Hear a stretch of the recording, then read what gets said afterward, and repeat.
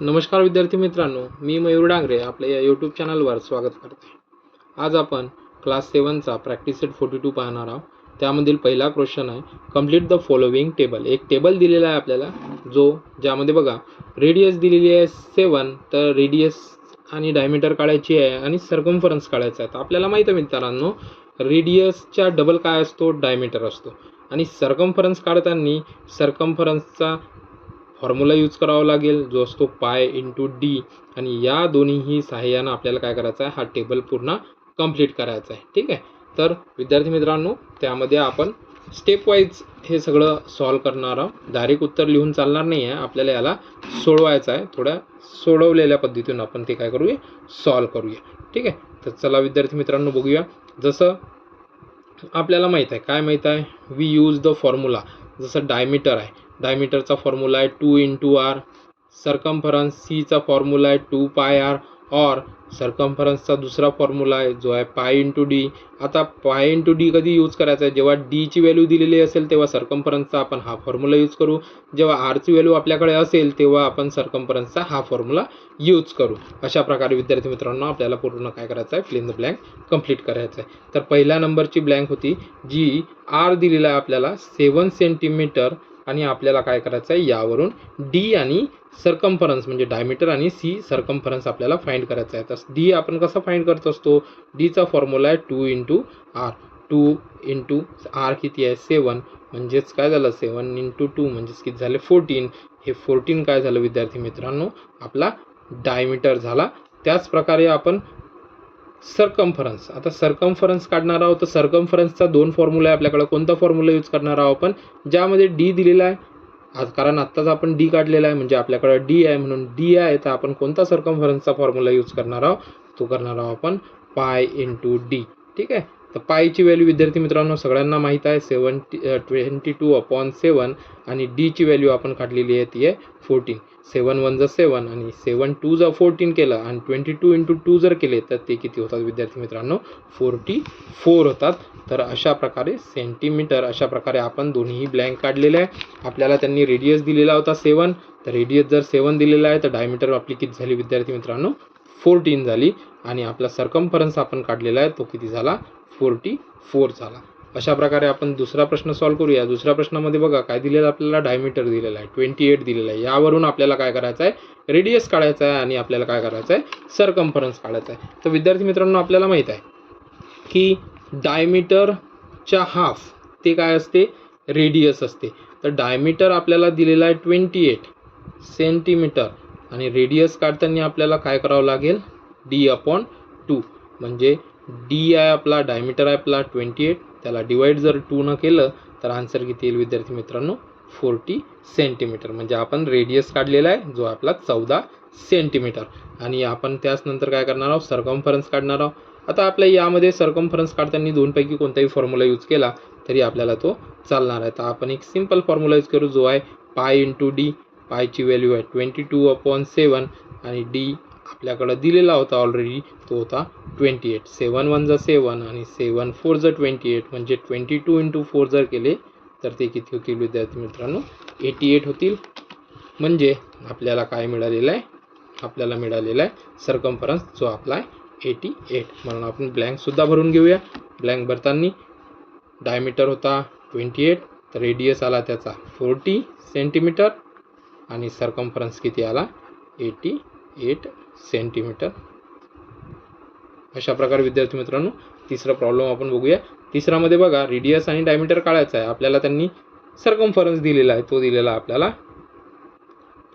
6.16 दिलेला आहे. ठीक आहे. तो 6.16 नसून तो आय थिंक 66 असेल. थोडं एक वेळा आपण चेक करून बघूया. ठीक आहे विद्यार्थी मित्रांनो, जो सर्कम्फरन्स दिलेला आहे तो आहे 616. तो डेसिमल पॉईंट नाही आहे, थोडंसं लक्षात घ्यायचं आहे. 616 हा काय झाला, आपला सर्कम्फरन्स झाला. ठीक आहे. आणि त्यानुसार आपल्याला रेडियस आणि डायमीटर काढायचं आहे. तर विद्यार्थी मित्रांनो आपल्याकडं दिलेला आहे सर्कम्फरन्स म्हणजे सी दिलेला आहे आपल्याकडं, तो आहे 616 सेंटीमीटर.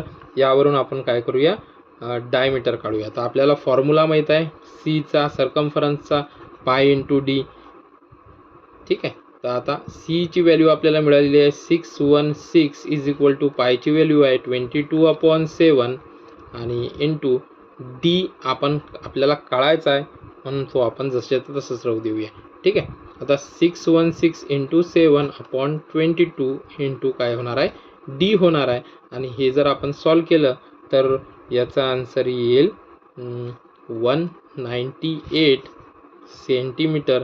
हा काय झाला आपला डी झाला, आपल्याला डी मिळून जाईल. ठीक आहे.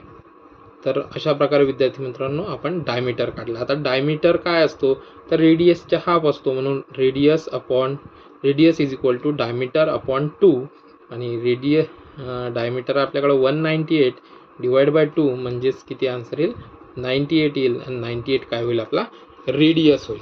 म्हणून आपण इथं लिहून घेऊया आपल्या फिल इन द ब्लँक्समध्ये रेडियस झालेला आपला 98 सेंटीमीटर आणि डायमीटर झालेला होता आपला 198 सेंटीमीटर. ठीक आहे 99 येईल डिवाइड जर केलं त्याला पूर्णपणे तर 99 येईल. थोडं लक्ष द्यायचं 99 सेंटीमीटर. ठीक आहे.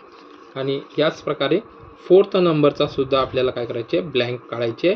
यामध्ये सुद्धा बिलकुल सेम टू सेम आपण यूज करणार आहोत सी इंटू पाय डीचा फॉर्म्युला, कारण सी ची व्हॅल्यू आपल्याला दिलेली आहे त्यांनी त्यामध्ये 72.6, पायची व्हॅल्यू आपल्याला माहीत आहे 22/7 इंटू काय करतो आपण डी काढतो.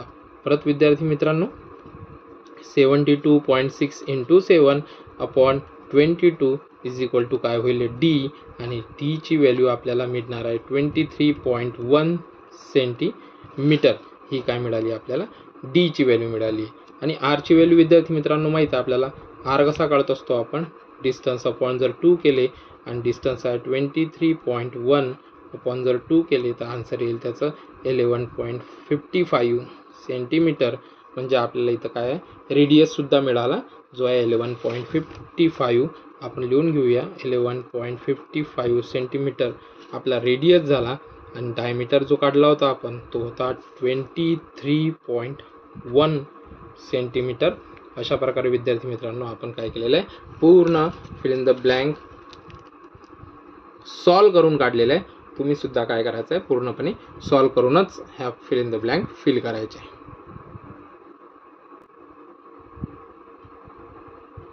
यामधील दुसरा प्रश्न बघूया. The circumference of circle is 76 centimetre, find its radius. आपल्याला रेडियस काढायचा आहे. सर्कम्फरन्स काढताना आपल्याला फॉर्म्युला माहीत आहे जो आहे 2 पाय आर हा फॉर्म्युला माहीत आहे आपल्याला आणि सर्कम्फरन्स आपल्याला दिलेला आहे 176. 2च्या जागेवर 2, पायची व्हॅल्यू आहे 22/7 आणि रेडियस आपल्याला काय करायचं आहे काढायचं आहे.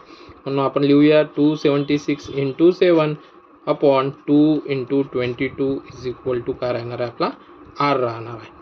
आणि इथं जर आपण सॉल्व केला आहे तर आपल्याला रेडियस मिळेल 28 सेंटीमीटर. ठीक आहे विद्यार्थी मित्रांनो. इथं डिवाइड करू शकता तुम्ही जसं 22 1 जा 22 आणि 22 8 जा 176, 2 1 जा 2 आणि 2 4 जा 8 आणि 4 इंटू 7 जर केले तर 28 येऊन जातील. अशा प्रकारे विद्यार्थी मित्रांनो आपल्याला रेडियस मिळून जाईल. म्हणून आपण लिहू शकतो इथं the radius of the circle ते राहणार आहे 28 सेंटीमीटर. अशा प्रकारे विद्यार्थी मित्रांनो आपल्याला नेक्स्ट क्वेश्चन बघायचा आहे. नेक्स्ट क्वेश्चन आहे the radius of the circular ground is 56 metre. What is the cost of the 4 round fence around his garden at the rate of the 40 per metre. बघा विद्यार्थी मित्रांनो आपल्याला त्यांनी 2 प्रश्न यामध्ये विचारले. सर्वात पहिले तर आपल्याला काय काढायचं आहे तर सर्कम्फरन्स काढायचं आहे सर्क्युलर ग्राउंडचं आणि त्यानंतर आपल्याला त्यांनी काय म्हटलेलं आहे की पर मीटर एका मीटरचे 40 रुपये. तर जेवढं काही ते ग्राउंड असेल जेवढं काही मीटरचं ते ग्राउंड असेल त्याला आपल्याला मल्टिप्लाय करायचं आहे 4ने. म्हणजेच आपल्याला काय लागेल त्या पूर्ण ग्राउंडचं टोटल अमाऊंट लागेल की त्याची कॉस्ट किती राहणार आहे. म्हणून आपण लिहिताना लिहिणार आहोत सर्वात पहिले the circumference of the circular ground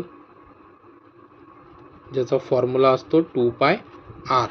ठीक आहे, 2च्या जागेवर 2 लिहूया, पायची व्हॅल्यू 22/7 लिहूया आणि r आपल्याला त्यांनी दिलेला आहे 56.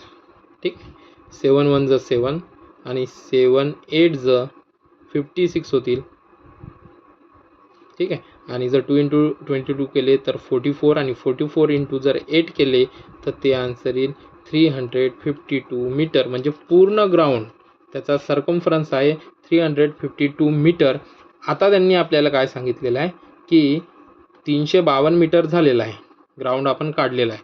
ठीक आहे, वायर एवढा मोठा आपल्याला लेंथ, एवढ्या मोठ्या लेंथचा वायर आपल्याला काय राहणार आहे, एक राऊंड करण्यासाठी लागणार आहे. तर आपल्याला 4 राऊंड काढायचे आहे. ठीक आहे, वायरचे आपल्याला 4 राऊंड काढायचे आहे. म्हणून आपण लिहूया the length of wire required for 4 round of fencing is equal to 252 × 4 म्हणजे 1408 मीटर.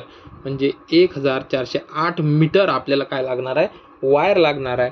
आणि 1 मीटर वायरची व्हॅल्यू त्यांनी आपल्याला दिलेली आहे, जी दिलेली आहे 40 rupees.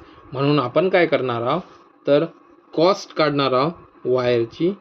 Cost of wire is equal to 4 ×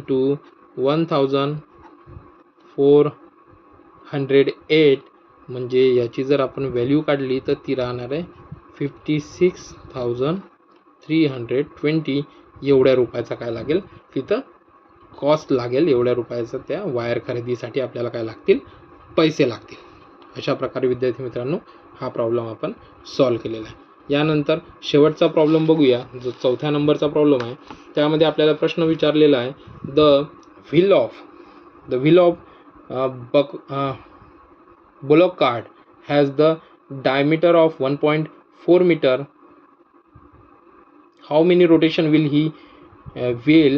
complete the cart traveling 1.1 meter? Okay, बघा 1 किलोमीटर 1.1 किलोमीटर जेव्हा ती बैलगाडी चालेल, त्यांचं म्हणणं आहे, तर त्या बुल कार्टचा किंवा त्या बैलगाडीचे किती राऊंड, त्यांच्या चक्क्यांचे किती राऊंड होतील हे आपल्याला कळायचं आहे. त्यासाठी त्यांनी चक्क्याचा, त्या बैलगाडीच्या चक्क्यांचा पूर्ण डायमीटर दिलेला आहे, व्यास दिलेला आहे, जो आहे 1.4 मीटर. आणि त्यावरून काय करायचं आपल्याला, तिथं आपल्याला ते प्रॉब्लेम सॉल्व्ह करायचा आहे. तर सर्वात पहिले आपण एक लिहूया की आपल्याला किती राऊंड झाले हे तर काही माहीत नाही आहे. म्हणून आपण काय लिहू, let the wheel of the cart complete x rotation.